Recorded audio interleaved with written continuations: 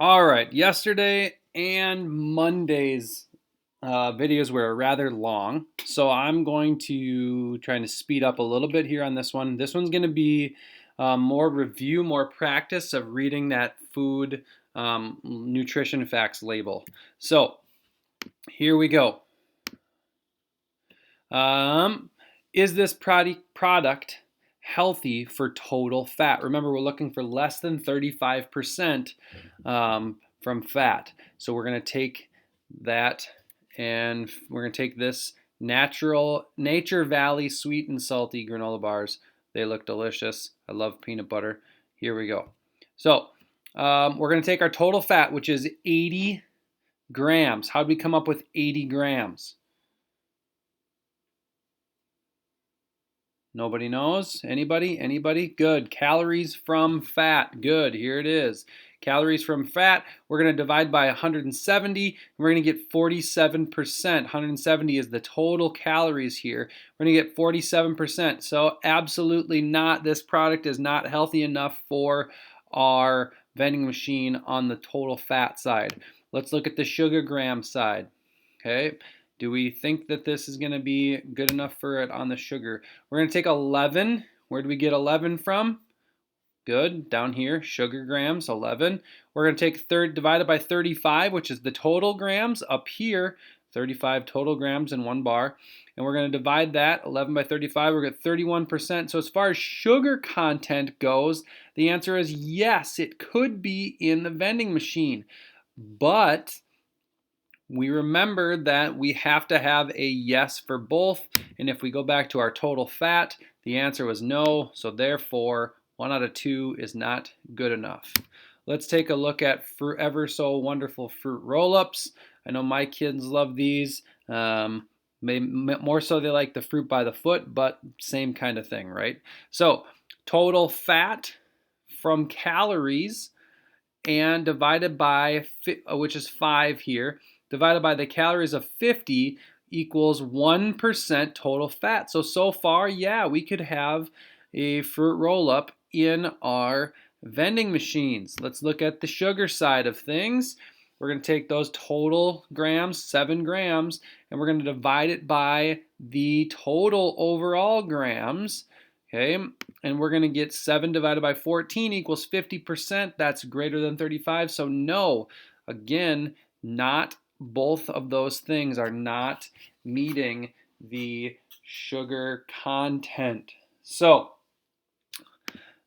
the USDA new food label, you can see how the USDA has changed some regulations. Before the food labels, they used to be able to hide some things. The serving size per container, look at the difference. It's huge, it's in bold. Okay, the calories is another thing. It used to be really small, and now they've had to up that size of calories and let that be known to the customers. So just some things, a few of those things that the USDA has said, nope, this is how it has to be. They changed the daily value or the percentage of the daily value of things you're supposed to need. That moved to the left side to kind of make it a little bit cleaner and a little bit more user friendly.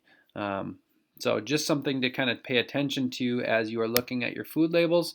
Here is another one. So the serving sizes, this kind of points out the serving sizes are bolder.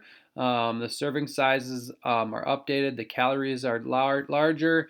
And you can see new sugars have been added to this as well. Change in the nutrients, actual amounts declared, where before it just told you just that there's some in there.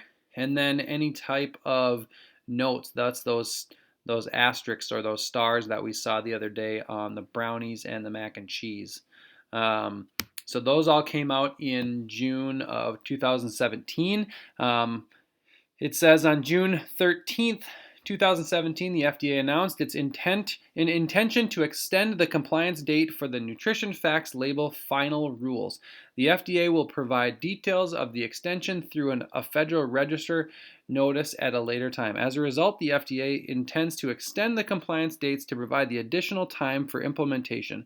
The framework for the extension will be guided by the desire to give industry more time and decrease costs, balanced with the importance of minimizing the transition period during which customers will see both the old and the new versions of the label in the marketplace.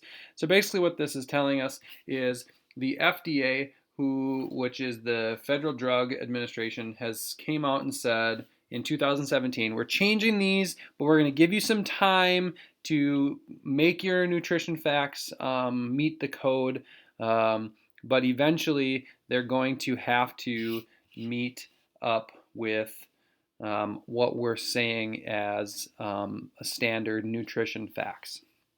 Okay, so that's it for the PowerPoints today. So what you're going to do is, I have this attached as well, but I'm going to just explain it to you. You're going to find a food item in your cupboard or your refrigerator. It can be whatever you want. Just have it be something different or just be a different food item than you had yesterday. I want you to write down the serving size. I want you to write down the total calories per serving, the fat grams per serving, and the grams of sugar per serving. And then you're also going to look at that vending machine style healthiness or not. Is it meeting the healthy standards to be in a vending machine, yes or no? Remember, those two things that you have to do is those fats from calories and the sugars, and both of those numbers have to be below 35%. So again, pick that food, write down those serving size, total calories, fat grams, grams of sugar, and is this healthy for a vending machine, yes or no? You guys are rocking it. Keep it up.